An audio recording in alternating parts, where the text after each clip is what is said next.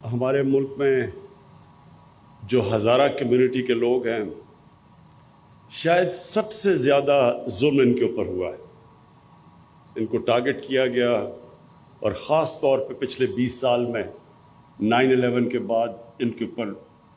جس طرح کی دہشت گردی کی گئی اور جس طرح کی ظلم کیا گیا، قتل کیا گیا ان لوگوں کو،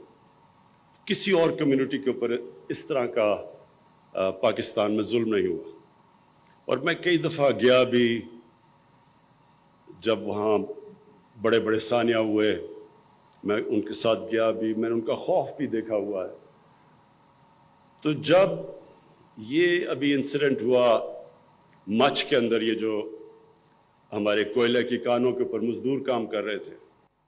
اور 11 ہزارہ کمیونٹی کے مزدوروں کو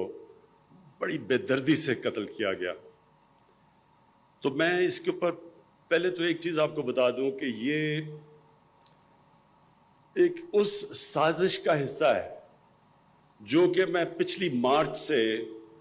پہلے میں نے اپنی کیبنٹ کو بتایا تھا، میں نے پھر پبلک سٹیٹمنٹس دیے اس کے اوپر کہ ہندوستان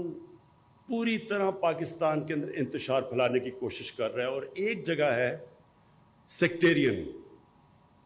ان کا پروگرام، بلکہ میں نے اپنی کیبنٹ کو بتایا تھا پچھلی مارچ میں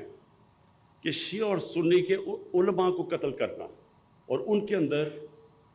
ایک ملک کے اندر انتشار کی کیفیت پھیلانا۔ اس میں اپنی انٹیلیجنس ایجنسیز کو خاص طور پہ خراج تحسین پیش کرتا ہوں کہ انہوں نے 4 بڑے بڑے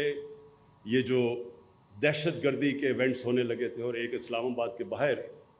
وہ ہماری انٹیلیجنس ایجنسیز کی وجہ سے بچ گئے۔ اس کے باوجود ایک ہائی پروفائل سنی عالم کا قتل کیا گیا کراچی میں، اور بڑی مشکلوں سے ہم نے ایک آگ بجھائی جو کہ سیکٹیرین ڈیوائیڈ ہونے والی تھی۔ تو یہ جو ہمیں پہلے سے آئیڈیا تو تھا کہ یہ جو ہوا ہے مچھ کے اندر، اور جب یہ ہوا